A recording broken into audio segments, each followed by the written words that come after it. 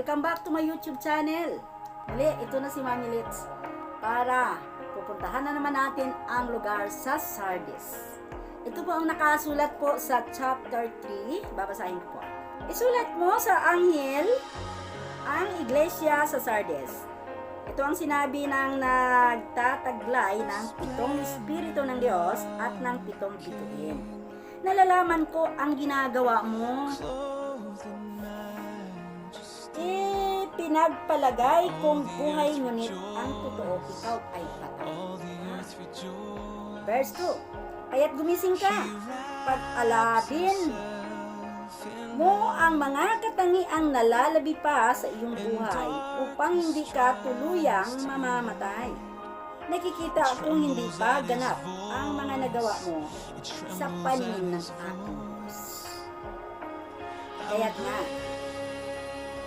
alalahanin mo ang mga bagay na iyong tinanggap at narinig. Isagawa mo ang mga iyon. Pagsisihan mo't talikuran ang iyong kasamaan.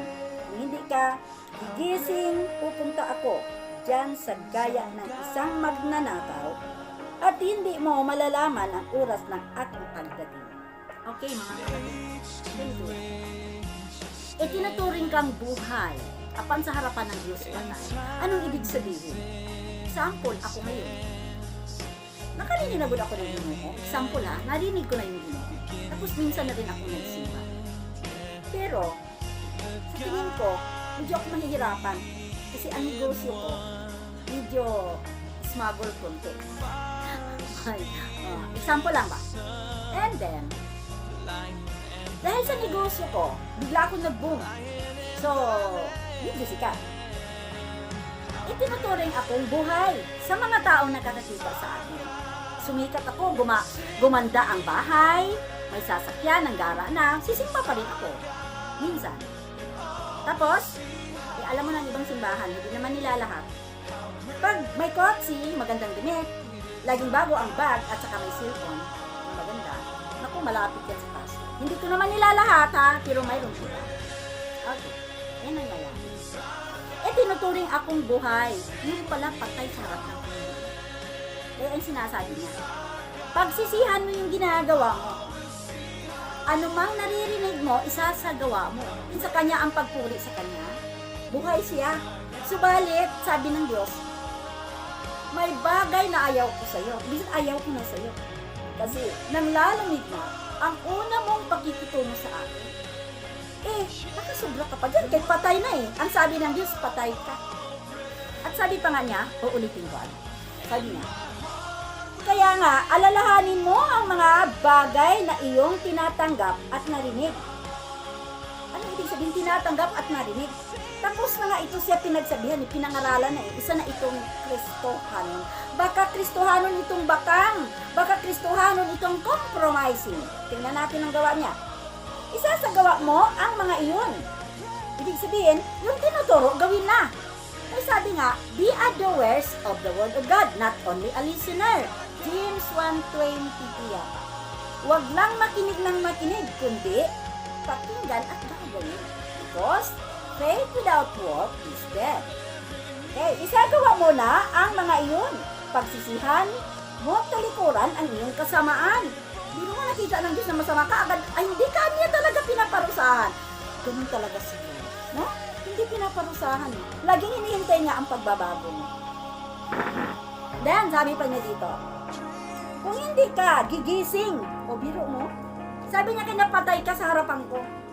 Tapos, kung hindi ka gigising, so ibig sabihin, patay in the spirit, pero buhay ka nga. Kaya pinapaalalahanan tayo ng Panginoon. Kung hindi ka gigising, pupunta ako dyan. Nagaya ng isang magnanakaw na hindi mo malalaman kung anong oras ako pupunta dyan. Alam ba ninyo, sometimes, mayroon ng abiso ang Diyos na mayroon talagang mangyayari. Hindi mo napakinggan at hindi mo pinapaniwalaan kaya bigla na lang. Nagtataka ka, ninakawang ka, na-hold up ka, biglang may nagkasakit, libo-libo ang lumabas sa pera. It's because, bakit? Hindi mo yung sinasama ang Lord. Nakipaghiwalay ka sa Kanya. Kaya patay ka sa harap ng Diyos. Pero, okay ka sa harap ng tao.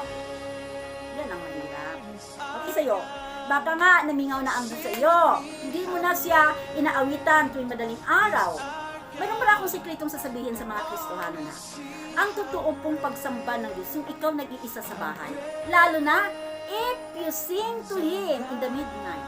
Babangon ka alas 12 at aw-awitan mo siya. Huwag mo rin i-schedule. Basta yung mga araw na yan, 11 o'clock, 12 o'clock, 1 o'clock, 2 o'clock, pipili ka lang dyan. Yan ang masarap na pakipag-usap kay Lord. Masarap na makipagsayaw sa Kanya. Bakit? Yan ang presensyang tahimik pagkakasabay. Pero sa sentro ng siyudad, aywan ko, kaya gagawa ka na ng paraan na kung paano ka maging silent with the Lord. Wala, mayroon. Sa Sardis ito ha, yung kanina patay, yung ibig sabihin nagpabaya.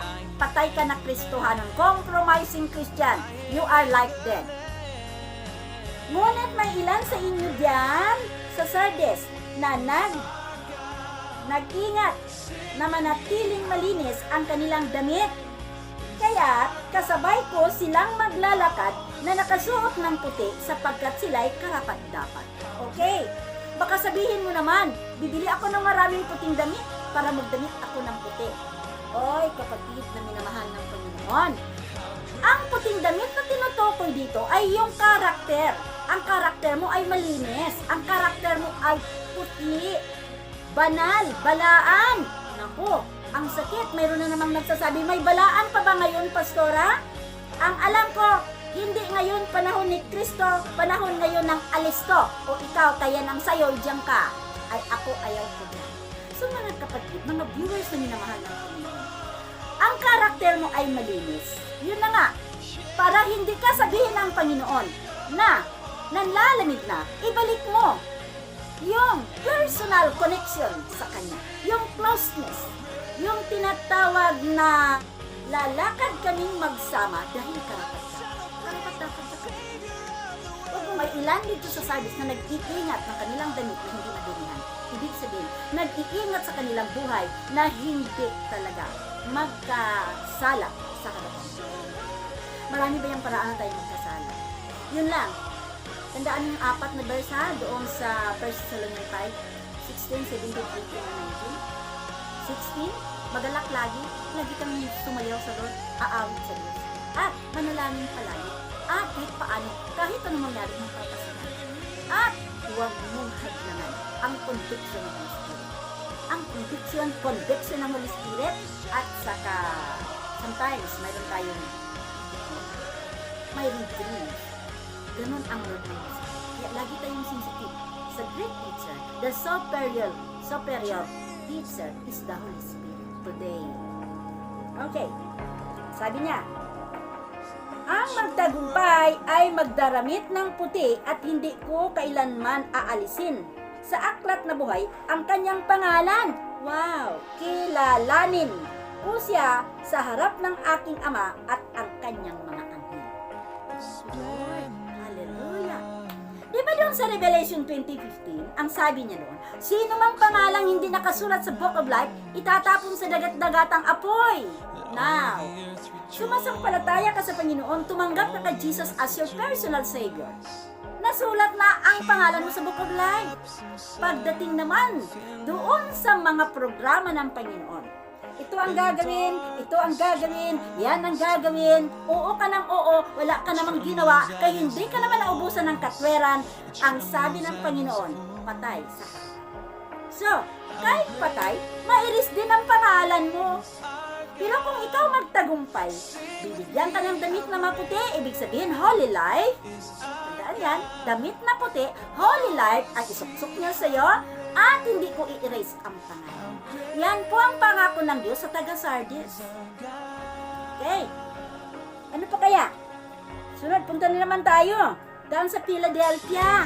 Sabi naman niya dito, isulat mo sa anghel, sa iglesia sa Philadelphia ito, ang sinasabi ng banal at mapagkatiwalaan ang may hawak sa susi ni David, walang makapagsara sa anumang buksan niya at walang makapagbukas ng anumang sirahan niya.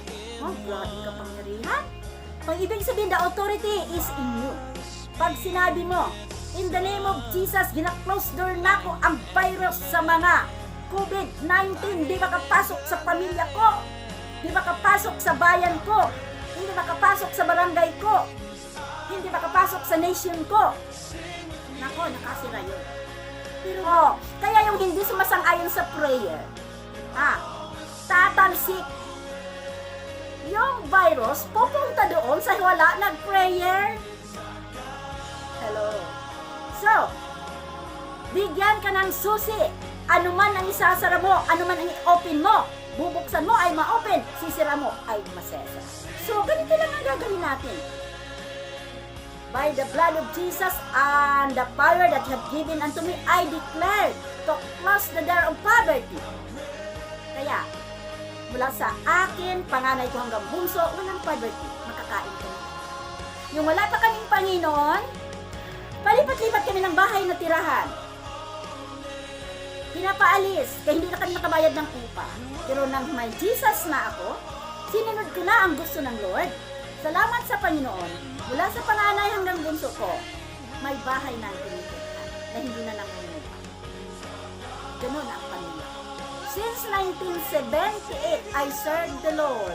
Until now, yes, maraming paghihirap, pero hindi ako nagutuman, hindi ako nasyuti ng pagkain, hindi na ako nagkakasakit. Magkasakit man, kailangan ni Lord na ako'y magpahinga sa bahay. Tibig lang. At prayer. Kaya nanatiling buhay si Manilet hanggang sa itong taon. Bakit? Kasama ko palagi ang Diyos. Because I believe God is omnipresent. I believe God is omniscient. Alam niyang kailangan ko kahit hindi ko sasabihin. Kaya I am always provided. Even I have nothing, I possess everything. Ganun ang aking Diyos. Yun ang Diyos na pinagmalaki ko sa inyo. Yun ang Diyos na hindi ako natatakot kung may magalit man sa akin na nagsasabi ako ng totoo. Kasi sinasabi ko totoo. Buhay na walang hanggan, forever tayong manirahan na kasama ang Panginoon. Lalo na ngayon sinasabi niya sa taga-Sardis, kapag ikaw nag-iingat ng mga damit mo, hindi madumihan. Nag-iingat ka sa ugali mo. Huwag kang sasali ng mga usap-usaping walang kwenta. Vain conversation, nakarinig ang Diyos yan. Nasasayang ang araw mo para makapagchika ka lang ni kumari, nakipagchika ka ni balai, nakipagchika ka sa kapitbahay tungkol sa nangyayari sa paligid.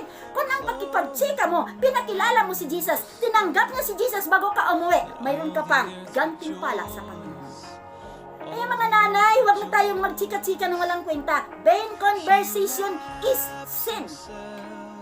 Mga pag-uusap na walang kwenta ay kasalanan yan. Kaya nga, di ba, mga yung nakaraang buwan na nanawagan ng ating presidente, yung pumasok na ang virus sa Pilipinas, na lockdown na ang mga simbahan, kailangan gawin nating kapilya ang bahay. Gawin nating center of praise, mga papuri sa Panginoon. Gawin nating center of teaching. Kaya nga, hindi ako nahihiya sa inyo magsabi na kahit maliit ang bahay ko, mayroon pa rin akong fellowship every Sunday. Then, mayroon din akong mga young teens, young people na pumupunta dito twice a week sila magpunta. Kaya mayroon akong Bible study. Kaya ang akin, I grab the opportunity habang ako'y nakakarinig pa, ako'y nakakakita pa ng letra, ako'y makakapagsalita pa. Ay baka darating, makulaps na ito, hindi na ako magamit ni Lord, so it's better to go home. Di po ba? Ha? Takot kayo? Di dapat katakutan ang umuwi ng ating tahanan. Kaysa sinabi na, we are alien here. Tawag yan. Mga ano tayo, mga bisita lang tayo dito. Yung sinasabi. Basta hindi tayo taga-lupa. Tayo'y taga-langit. Since you are a member of the family of God, since you are become a child of God, di ba? Those who believe Jesus, you will become a son of God. So kay son of God, you're a member of the family of God. So kay family of God, you are a citizenship of God. So we are heavenly citizen. Hindi ko na lang mahatid sa inyo ngayon ng mga versikulo. Kasi hindi yun kasali. Kaya ang plano ko, bibisitahan ko lang po ang lugar sa Sardis. At ngayon nakapagpunta na naman pala kami sa Philadelphia. So ang Philadelphia pala ay susi na naman ang ibinibigay. Na ba may susi na pala ako? Kaya ang susi na yan, I'm starting to do it. Sinisira ko ang poverty. Sinisira ko ang sicknesses. Sinisira ko ang mga kakulangan. At ito, talagang ang Diyos ko totoo. Pinapakain kami araw-araw. At sa awa ng Panginoon, by God's grace, ang mga anak ko may mga sasakyan. May mga sarili lang. Dahil may Diyos akong nagsusupply sa kanila. And then, ang sabi ko naman, I open the doors. I open the doors of good health. I open the doors of masaya. I open the doors of everything na kailangan. God will make a way. Kaya, tulad ng sinabi, ano man ang kailangan ng bahay, bigas, olam, upuan, minsa, mayroon ako yan. It's because my God is a good God. Kaya salamat! Nakakalimutan ko na tuloy na may susi na pala ako. Ito pala, tandaan natin ha. Revelation chapter, hawak na susi ni David. Walang makapagpasara at wala kung anumang bubuksan mo. At walang makapagbubukas kung anumang isasara mo. Ito ba, nangyayari na sa buhay ko pero hindi ko na-appreciate. I'm sorry, Lord. Ngayon ko lang na-appreciate. Okay? Nalalaman ko ang mga ginagawa mo. Alam kong mahina ka, ngunit sinusunod mo ang aking salita at naging tapat ka sa akin. Kaya binuksan ko para sa iyo ang isang pinto na hindi masisiro ni naman. Biruin mo yan. Mayroon palang pintong bubuksan ng Diyos ng para sa iyo. Binuksan na ni Lord ang pinto para sa akin for travel. Alam niyo mga kapatid, atin-atin lang ito. Kung biyahe lang talaga, kung sasakay-sakay lang, matatakot. But God opened the doors para makarating ako sa iba't ibang lugar sa bukid. Na ang sinasakyan, una-una single motor. Sa sunod, pinasakay na ako ni Lord yung single na may cutting. Umiyak-iyak pa ako sa una ko pang lakad. Lumalakad ako yung bundok na mataas na mataas. Mga 10 years akong naglalakad sa buong Mindanao. At binalik ako dito sa Jensan City. Na ganun pa rin, sabi nila maganda, basta walang katulad. Then, ngayon ko lang din, nais kong ipaalam talaga itong mga 7 characters of the church para maipag-share ko sa inyo na mayroon na itong nangyayari sa akin. Na dito ko na ito nakita, ba yung pinapahinga na niya ako dito sa bahay. Na God is already opened the way para makasakay-sakay ako yung mga sakyanan na yan. Kasi dati, kung malalabas ako, sakay ako ng tricycle, papunta ako from Jensan to Maragusan, sa De Oro, sakay ako ng bus, palipat-lipat yan. Then, dumating ang punto, pinasakay na ako ni Lord ng bus. Dahil sa mission. Sa bagay, noong mga 1990s, nakasakay na ako ng bago. Sumasabay ako sa pastora ko, i-pray niya ako yun, dahil may seminar. Worker na ako sa church, so delivery niya ako. Pag-uwi namin, rin kami ng airplane. So nakasakay din ako ng airplane. So, hindi ko alam kung paano magsikot-sikot ng bayaran. At saka simple, alam ko mahal yun. Pero ako na talagang pinapunta ni Lord. Mula sa kabukid, bundok-bundokan yung pinupunta kong nilalakad ko. Nakababa na ako. Yun, pinabalik niya ako. God opened the doors na makasakay-sakay na ako pabalik. Pabalik sa airport, sa barko. And then, itong bago lang, noong January, talaga si Lord ang ginagawa.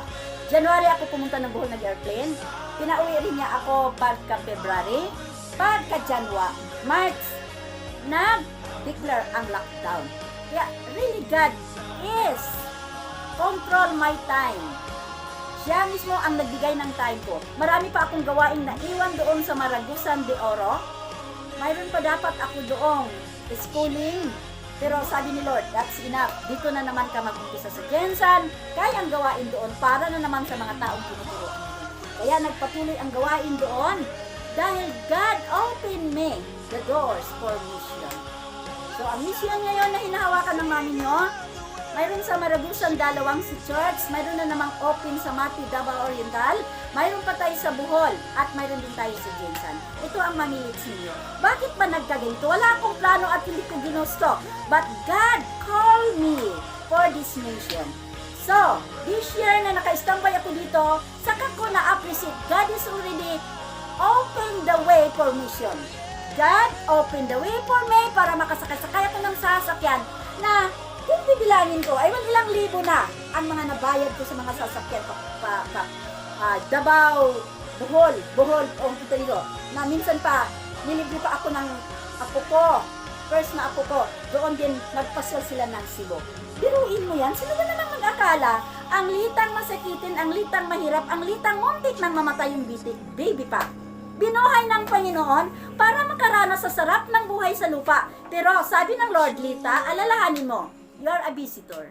Dayuhan ka lang sa lugar na ito. Kaya huwag ka masyadong focus sa magandang mga bagay na gustuhin mo, i-control mo ang lahat, dahil kapag ang puso mo pumunta na sa mga bagay na nagpapasarap ng mata mo, baka madumihan ang damit mo.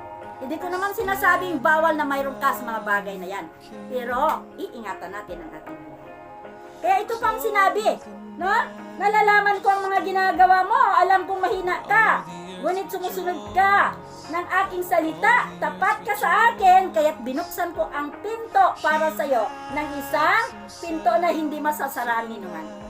Siguro kahit matanda na siguro ako, mag-ukoy-ukoy na si Mami, baka makapunta ako sa mga lugar na mag-request sa akin. Basta, ang sasakyan, helicopter. Na, ba, ambisyosa naman si Mami Litz.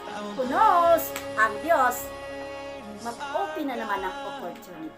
Sa bagay, mayroon na akong visa.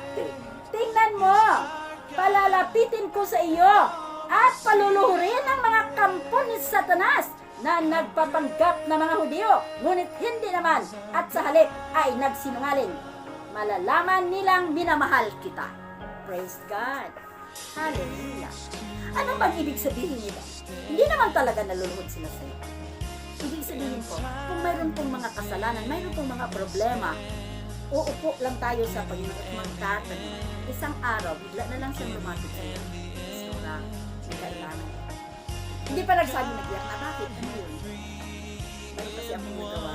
Kasi nungaling kasi ako sa iyo minsan. Kasi nang ganito yun. So magagalit ka sana. Pero bakit ka magagalit na lalaman mo na? At laging sumisiksik sa puso. Patawarin mo ang taong nagkasala. Hindi pa siya humingi ng tawad, pinapatawad. Bakit? Yun ang gusto mo ngayon. Lalapit siya sa'yo, mag-umpisa siya sa'yo, magpakumbaba siya sa'yo, luluhod siya sa'yo. So hindi na mabilang sa daliri na may lumapit sa akin na para lang magpakumbaba, humingi ng tawad, kung ano pa. It's because that is the work of the Holy Spirit na hinayaan niyang kumanaw sa akin. Kaya ito po ang Philadelphia. Natingnan ko sa lalong madaling panahon, kaya ingatan mo ang mga tagubilin ko sa iyo upang hindi maagaw ni naman ang iyong gantimpala. Eh dito pa sa lupa, may gantimpala na pala tayo. Pero kung magtanga-tanga ta, di na punta mag-pray, magpasapot-sapot na punta, o wala nang gawain, sige na lang upo, na high blood na tatakbo na sa doktor para magpa-check, sayang pa ang pera. Okay, nandiyan na palang gantimpala sa atin. The door is already open for you, my friend. My brother and sister, ingatan mo lang ang relasyon mo. Huwag lang talagang manlamig ang iyong pakikitungan ng Panginoon. At huwag sasama, huwag sasali kay Jezebel. At tatapusin na po natin, ano po? Sana po, huwag naman ninyong i-off ang video na hindi nyo natapos. At i-click naman ninyo at i-like. At magsulat naman kayo ng comment. Mami, nakabasa ako. Mami, na-bless ako. Inis ako, Mami. Nasaktan ako sa sinabi mo, Mami. Para naman ako makapag-sorry. Sorry. Okay. Ang magtagumpay ay gagawin kong isang haligi sa templo ng aking Diyos. At hindi na siya lalabas doon. Iuukit ko sa kanya ang pangalan ng aking Diyos at ang pangalan ng kanyang lungsod. Ito ang bagong Jerusalem sa pababa mula sa langit, buhat sa aking Diyos. Iuukit ko rin sa kanya ang aking bagong pangalan. Wow! Napakaganda namang pangako ng Panginoon sa Philadelphia, no? Okay. Isulat mo sa anghel sa iglesia sa Laodicea. Sa last na tayo. Ang dali pala, ang bilis pala natin na pumunta, no? Punta na tayo sa Laodicea, mga viewers. Ang Laodicea ay nagsasabi, ito ang sinasabi niya na ang pangalan ng Amen, ang matapat at tunay na saksi, at siyang pinagmulan ng lahat na nilalang ng Diyos. Wow! Nalalaman ko ang mga ginawa mo. Alam kong hindi ka malamig, ni mainit man. Higit na mabuti kung ikaw ay malamig o mainit. Naku, ano ba ito? Tuloy-tuloy manana. Ulitin ko. Sinasabi mo, ako'y mayaman, sagana sa lahat ng bagay at wala ng kailangan pa. Ngunit, hindi mo nalalamang, ikaw ay kawawa, kahabag-habag, mahirap, bulag at hubad. Kaya nga, ipinapayo kong bumili ka sa akin ng purong ginto upang ikaw ay maging tunay na mayaman. Bumili ka rin sa akin ng puting damit upang matakpan at makakahiya mong kakahubaran at ang gamot ng ipapahid sa iyong mga mata upang ikay makakakita. Sinasaway ko at pinapalo ang lahat ng aking minamahal, kaya't maging masigasig ka, pagsisihan mo at talikuran ang iyong mga kasalanan. Nakatayo ako at kumakatok sa pintuan. Kung diringgin ninumaking tinig at bubuksan ang pinto, papasok ako sa kanya at kakain kaming magkasalo. Ang magtagumpay ay uupong katabi ko sa aking trono tulad ko na matagumpay at nakaupo ngayon katabi ng aking ama sa kanyang trono. Ang lahat ng may mga iba dito, no? Ang sinasabi dito na hindi ka mainit, hindi ka rin malamig, katamtaman. Nako, idudulak ka.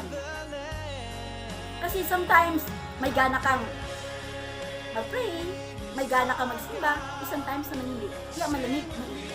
Baka ganun ka. Baka linggo, mabuting magsimba, mabuting hindi mo sinisikap na early as possible. Sa personal connection mo, tamad ka. Yun ang sinasawag ng Lord. Na malamig, mainit. Ayaw niya yun, itatapon lang niya. Idodora niya. Iluwa niya. Gusto kang iluwa ka niya. So kung iluwa ka, yung pagkain ng dinodora, hindi nakakainin. Gusto ka ba iluwa sa dinodora? Kaya magtataka tayo minsan. Tayong mga lingkod ng Diyos, tayong mga pinili ng Panginoon, tayong mga nagsasamba sa Kanya. Pag hindi natama ang ating buhay, mayroong mga parusa. So, dito, ang lahat ng may pandinig ay makikinig sa sinabi ng Espiritu Santo. So, napuntahan natin ang pitong iglesia. So, ang tanong ko ngayon, kapatid, saan ka kaya? Doon ka sa Epeso? Ano yung sa Epeso? Nang lalamig na ang pakikipulong. Doon naman sa Smyrna. Ano yung sa Smyrna? Epeso, Smyrna, Pergamo, Thyatira, Sardes, Philadelphia, at saka Laodicea. Ang masakit doon sa Thyatira, no? Kaya ikaw nagkasala, paparusahan ka talaga. Pero hindi ka pa niya unahin pagparusa. Unahin niya yung mga anak mo para makakita ka. Tapos wala ka ng pera, kukunin ka ng pera bago ka magkasakit. Kawawa ka naman. Doon sa Thyatira. Pero mayroong mga tao na hindi sumusunod sa utos ni Jesus. Ang ganda naman dito sa Sardes. Ito po. Okay? Ano yung sa Sardes? Nalala mo? Ha? Hindi ingatan niya yung ano? Ulitin natin. Okay. So, at least, salamat sa Panginoon na itong pitong iglesia, pitong category, pitong ugali, pitong karakter na lalaman natin. At, para mo malalaman, i-review mo ng i-review ang video natin. From video 1, sige kay, lalagyan ko yan yung character, episode 1, episode 2, para masubaybayan nyo kung nais talaga ninyong i-memorize at i-apply at i-share natin sa iba para makatulong tayo sa atin pong mga minamahal na kapatid. Lalo na ngayon na nag-lockdown, bawal magsigip bisita. Ang ating mga pastor hindi na makapasyal. So, ang iba naman mga membro nga hindi close sa pastor, hindi na pumupunta, kung saan-saan na lang siya pumunta. So, kahit hindi ka pastor, tungkulin mo pa rin ang pagpaalala ng ating mga kapatid sa pakipag-closeness doon sa Panginoon. Kailangan talagang mayroon tayong personal relation, may closeness relationship, at huwag kalimutan yung apat na gusto ng Diyos. Laging masaya, aawitan natin siya. Huwag kalimutang manalangin, everyday ka talagang manalangin, at laging magpapasalamat kahit anong mangyayari, at huwag mong hadlangan ang gusto ng Espiritu. Pag lagi mo yung babantayan, kapatid, wala ka nang hahanapin pa. Hihintay na lang tayo sa pagbabalik ng ating Panginoon. Okay, God bless po. Sana naman po mayroon kayong makukuha nito pong atin pong character of the church. God bless you po muli sa pagbabalik po ni Mami Let's. Sana po ay natutuwa pa kayo sa akin at tanggap pa ninyo.